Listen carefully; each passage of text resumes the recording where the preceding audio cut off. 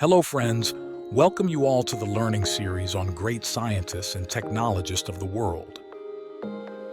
We're going to study about Alexander Graham Bell today, one of the most well-known and prominent scientists of the previous century. Please watch to the very end to learn about the lesser-known aspects of Graham Bell's personality. Now let's watch the video. On March 3, 1847, Alexander Graham Bell was born. The Bell family was famous in the Scottish city of Edinburgh. Their family members were known and respected for their learning and academic achievements. Graham Bell's grandfather was an eminent elocutionist. Melville Bell, Graham Bell's father, was recognized for developing the first international phonetic alphabet. The earliest memory of little Graham was of him sitting in a wheat field, trying to hear the wheat grow. Eliza Bell, Graham's mother, was nearly completely deaf. Graham gave indications that he could learn by careful observation of things. He found he could make the bones vibrate to his voice by placing his lips against his mother's forehead. Graham was primarily self-taught and family-trained, with a brief stint at a private school, 2 years at Edinburgh's Royal High School, and a few courses at Edinburgh University College. Graham's mother encouraged him to play the piano. Fascinated, Graham made the decision to attempt to create a device that could transmit the human voice using the same vibration. As he got older, Graham started assisting his father, who was teaching the deaf how to communicate using sign language. Graham had a wonderful life until his brother unexpectedly passed away. Graham was upset and his health became bad. Graham's mother made the decision to relocate the family to America after Graham's father began giving lectures there. The Bells were relocated to Ontario, Canada, in August 1870.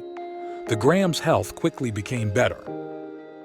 Graham carried on with his research, this time on a device that would use vibrations to transfer sound. By chance, he got to know Thomas Watson, a young model maker and repair mechanic. Watson assisted Bell enthusiastically in his experiments. Graham would give lectures during the day and Watson would work in an electrical shop. They would get together and carry out experiments during the night.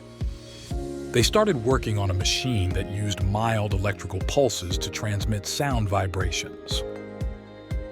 Graham finally started writing the phone specifications in September 1875. Graham submitted his specifications to the Patent Office so that his invention could be protected. The United States Patent Office awarded Graham Bell patent number 174,465 on March 10, 1876. On June 25, 1876, Graham presented his invention at an exhibition in Philadelphia, USA, marking the 100th anniversary of the Declaration of Independence's singing.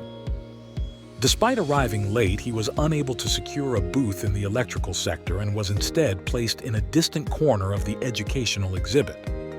Graham said to the people, "This is my invention. With this, people will be able to talk to each other over wires."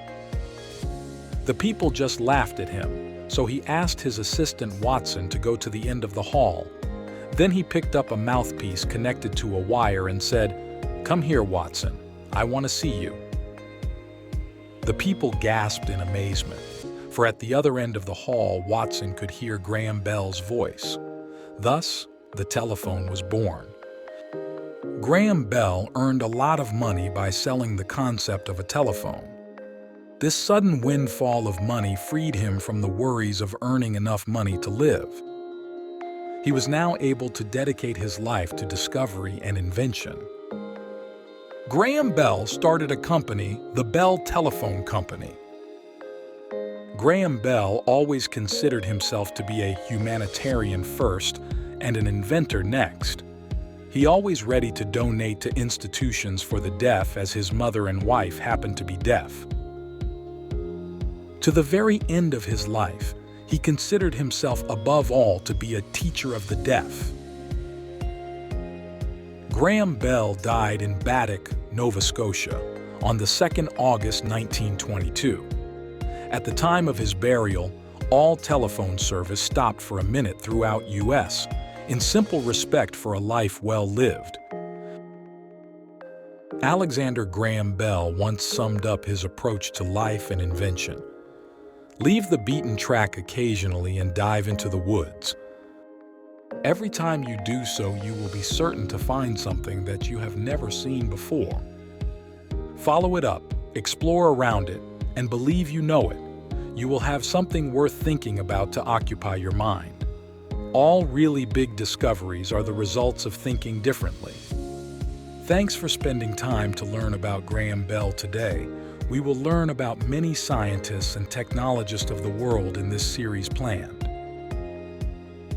Tell us about the personality you think is the most interesting to learn about in the comment section below. Have a nice day. Bye for now. Please like, share, and subscribe.